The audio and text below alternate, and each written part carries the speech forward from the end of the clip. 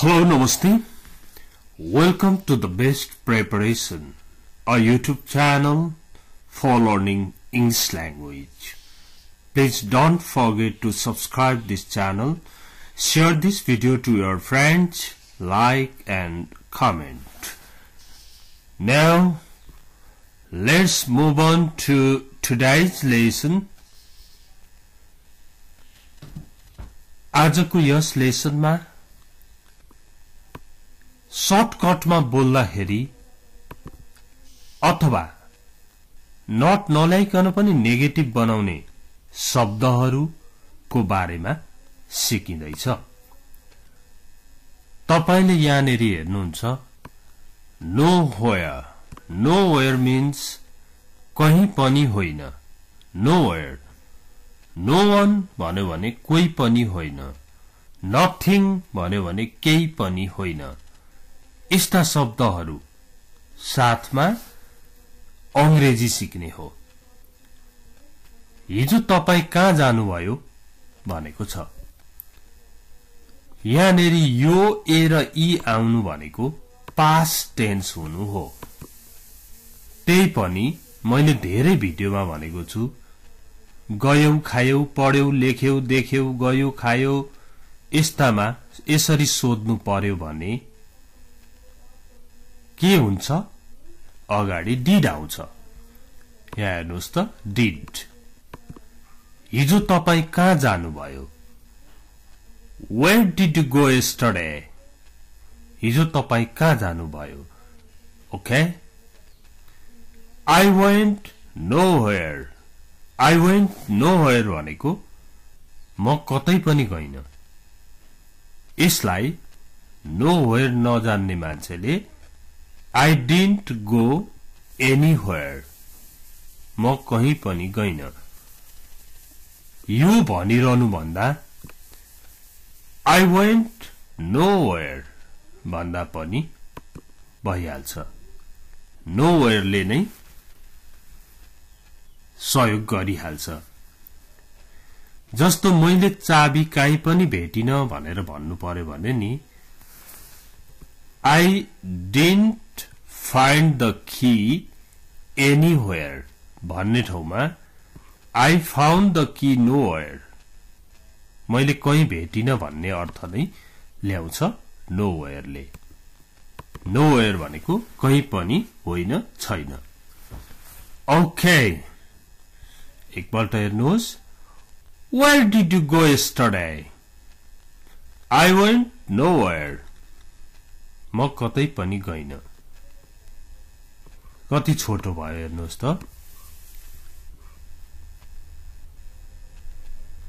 अब यहाँ हेर्नुहोस्, पोखरामा तपाईले के किन्नु भयो भन्दा अहिले पनि पास्टको क्वेशन नै हो। आखिरमा के किन्यौ भनेको हो।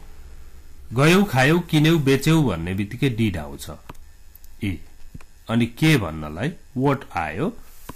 अब पोखरामा तपाईले के किन्नु भयो अथवा तिमीले के किन्यौ, तैले के किनिस भन्नु पर्यो भने what did you buy in Pokhara? Okay, यो इन चाहिँ किन आयो, एट लाग्दैन भन्ने पनि आइहाल्छ है। फेरि सिटीको अगाडि कन्ट्रीको अगाडि इन लाग्छ हो। सानो सानो ठाउँको अगाडि एट लागिरहेको हुन्छ। जस्तो लेक साइडमा के किन्यौ भन्नु पर्यो ल पोखराको। What did you buy at lakeside in Pokhara? पोखराको लेक साइडमा के किन्यौ भयो। अब हेर्नु त, I bought nothing. I bought nothing भनेपछि यो nothing ले नै के गर्यो, I didn't buy anything. I didn't buy anything. यसलाई didn't भनिन्छ, didn't भने पनि हुन्छ। I didn't buy anything भनेकै के हो, I bought nothing. मैले केही पनि किनिन। nothing. अब यो जान्ने मान्छेले तिमीले पार्टीमा के खायौ भनेर सोध्नु पर्यो भने What did you eat at the party? What did you eat? के खायौ? मैले केही खाइन भन्नु पर्यो भने I ate it को ate nothing. मैले केही पनि खाइन. I ate nothing. I wasn't well. मलाई सन्चो थिएन. मैले केही पनि खाइन. ओके, nothing भनेको केही पनि होइन भन्ने अर्थमा nothing आउँछ. जस्तो What have you carried in your bag? तिमीले ब्यागमा के बोकेको छौ? Nothing. केही छैन. Nothing. I've carried nothing. मैले केही पनि बोकेको छैन. Nothing. अब यहाँ हेर्नुस् त तपाईले पार्टीमा के खानु भयो नि रहेछ यहाँ. What did you eat at the party? तपाईले पार्टीमा के खानु भयो? तिमीले पार्टीमा के खायौ? I ate nothing. I ate nothing भनेको I didn't eat anything. मैले केही पनि खाइन. I didn't eat anything. I ate nothing भनेकै I didn't eat anything. मैले केही पनि खाइन. What did you eat at the party? I ate nothing. मैले केही पनि खाइन. Nothing. I didn't eat anything. Okay? Nowhere पढ्यो अनि nothing पढ्यो. अब हेर्नु त no one. No one भनेको कोही पनि होइन. यो no one लाई सर्टमा N-O-N-E none पनि भनिन्छ. No one लाई none भन्ने चलन पनि छ. Who helped you in trouble? समस्यामा तपाईलाई कसले सहयोग गर्यो? No one. No one helped me. मलाई कसैले पनि सहयोग गरेन. नर्ता ल्याएको छैन तर पनि नेगेटिभ सेन्टेन्स बन्यो हेर्नु त. No one helped me. मलाई कसैले पनि सहयोग गरेन. अब यहाँ हेर्नुहोस् त. There wasn't anyone to help me. मलाई कसैले पनि सहयोग गरेन. मलाई सहयोग गर्ने कोही पनि थिएन. There wasn't anyone to help me. Okay? कुनै दिनको घटना बताउन सक्नुहुन्छ? I was alone. There wasn't anyone to help me. I had lots of problems, but no one helped me. मेरा धेरै समस्या थिए तर कसैले सहयोग गरेन. I had lots of problems, but no one helped me. मलाई कसैले पनि सहयोग गरेन. Okay? Now, next one. तपाईले चाबी भेट्नु भयो त? भनेको भेट्यौ, गयौ, खायौ भन्ने बित्तिकै did आउँछ. Did you find the key? तपाईले चाबी भेट्नु भयो त? No. I found the key nowhere. No, I didn't find the key anywhere. मैले चाबी कहीं पनि भेटिन. Nowhere भनेपछि कहीं पनि होइन, छैन. No, I found the key nowhere. Mummy मैले चाबी कहीं भेटिन है भन्नु पर्यो भने Mommy, I found the key nowhere.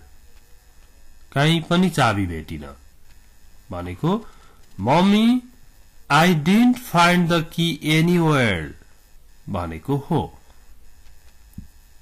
Okay यहाँ हेर्नुहोस् त माफ गर्नु होला म मेरो क्लास आउन सक्दिन ए ले भन्यो बी ले भन्यो किन ए ले भन्यो मेरो बच्चा हेर्ने कोही पनि छैन ओके अब यहाँ हेर्नुहोस् I'm sorry I cannot attend my class attend गर्नु भनेको उपस्थित हुनु जानु I'm sorry I cannot attend my class Why किन There is no one हेर्नुहोस् त no one There is no one to take care of my baby मेरो बच्चा हेर्ने कोही पनि छैन ओके मेरो सानो भाइलाई हेर्ने बहिनीलाई हेर्ने कोही छैन भन्दा पनि भो There is no one to take care of my little brother little sister okay no one को प्रयोग Please leave your documents at the reception. तपाईका कागजातहरु रिसेप्सनमा छोड्नुहोस् रिसेप्सनमा जाँदा कोही छैन Sorry there is no one at the reception. माफ गर्नु होला रिसेप्सनमा कोही पनि छैन कोही पनि हुनुहुन्न भनेको पनि यही हो There is no one at the reception. Okay next that's the end now यो conversation को form मा भएकोले एकपल्ट फेरि हेरौं है Where did you go yesterday? I went nowhere. I didn't go anywhere. What did you buy in Pokhara? I bought nothing. I didn't buy anything. What did you eat at the party? I ate nothing. I didn't eat anything. Who helped you in trouble? No one helped me. There wasn't anyone to help me. Did you find the key? No, I found the key nowhere. No, I didn't find the key anywhere. मैले चाबी कहीं पनि भेटिन. I'm sorry, I cannot attend my class. Why? There is no one to take care of my baby. Please leave your documents at the reception. Sorry, there is no one at the reception. Okay, that's the end of this short video. I went nowhere भन्यो भने I didn't go anywhere हुँदो रहेछ हो एकपल्ट राम्रोसँगले बुझ्ने प्रयास गर्नु होला यसको Thanks for watching this video. Please don't forget to share this video to your friends. See you next time. Bye bye.